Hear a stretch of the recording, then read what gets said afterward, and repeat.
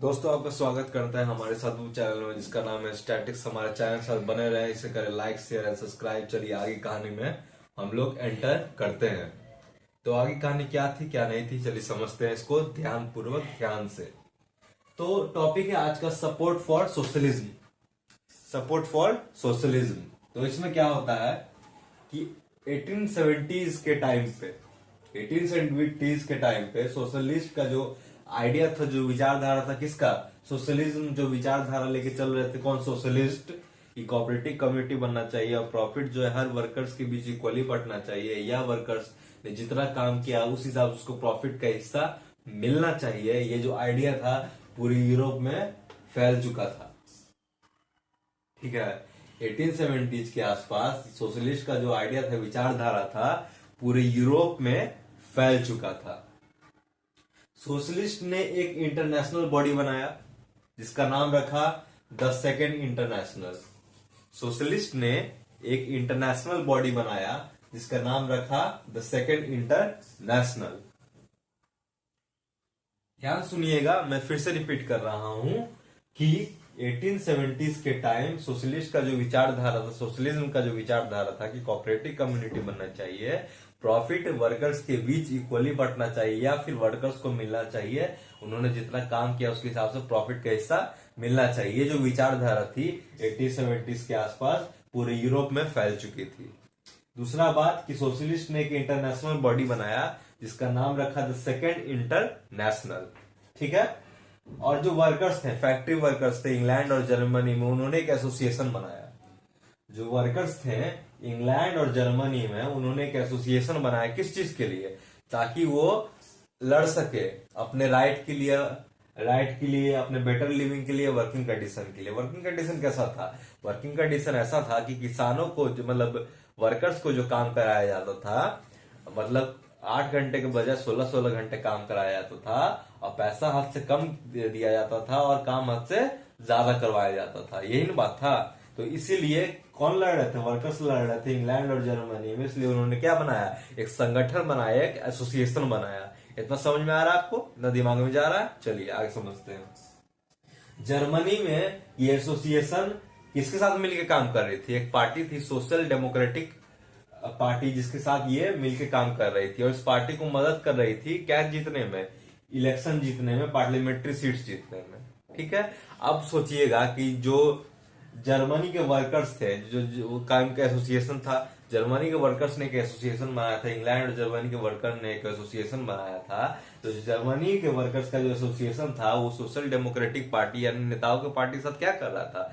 क्यों उनकी मदद कर रहा था? पार्लियामेंट्री सीट्स जीतने में, इलेक्शन को जीतने में। इसलिए मदद कर रहा था क्योंकि उन्होंने एक शर्त रखी होगी कि आपको हम इलेक्शन जिता देंगे लेकिन आपको हमारे वर्किंग कंडीशन को सुधारना पड़ेगा, हमारे डिमांड को पूरा करना पड़ेगा। इसी शर्त पे आपकी हम इलेक्शन जीतने में मदद करेंगे। बिना मतलब के कोई भी किसी की मदद नहीं करता है। ये तो समझ में आ रहा है? चलिए आगे समझते हैं।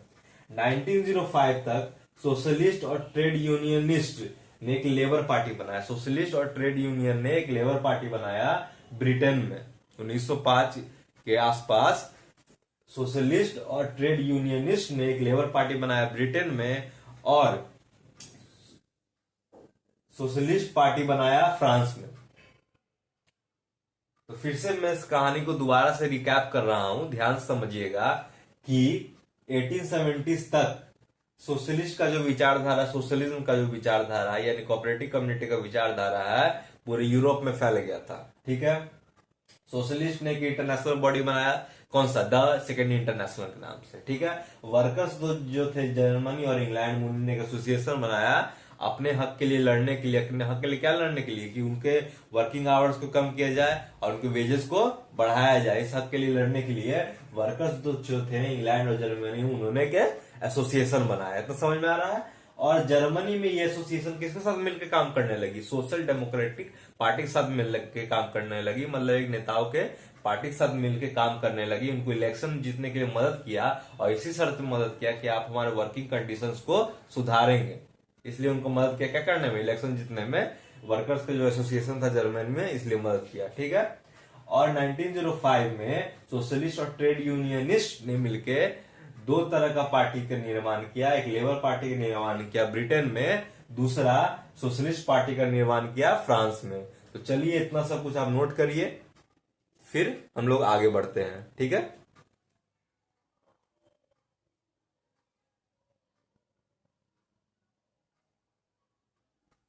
आशा करता हूं आपने सब कुछ नोट कर लिया होगा। चलिए थोड़ी आगे कहानी समझते हैं और इस टॉपिक को खत्म करते हैं। टॉपिक क्या था?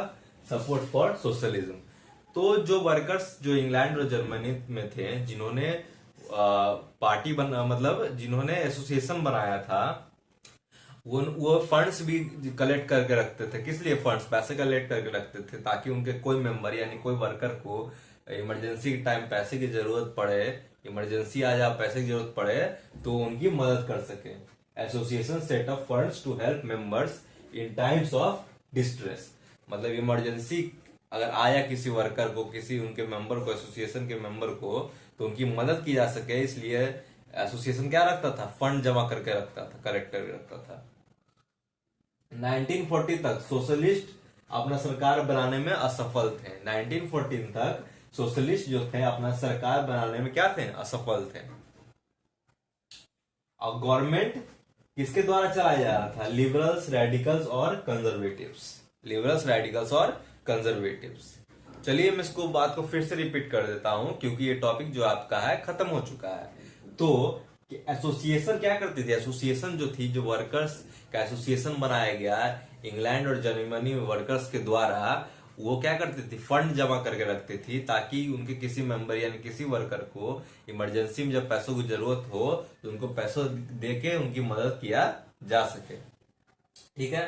1940 तक सोशलिस्ट अपना गवर्नमेंट बनाने में असफल थे और तब तक गवर्नमेंट जो है किसके द्वारा चलाया जा रहा था? लिबरल्स, रेडिकल्स और कंजर्वेटिव्स के द्वारा गवर्नमेंट चलाया जा रहा था। तो आप आशा करता हूं कि आपको समझ में सब कुछ क्लियरली आया होगा। और हमारे चैनल को सपोर्ट करें लाइक, शेयर एंड सब्सक्राइब, और हमें आगे बढ़ाएं और आप भी आगे बढ़ें। धन्यवाद। मिलते हैं नेक्स्ट वीडियो में नए टॉपिक के साथ। चलिए।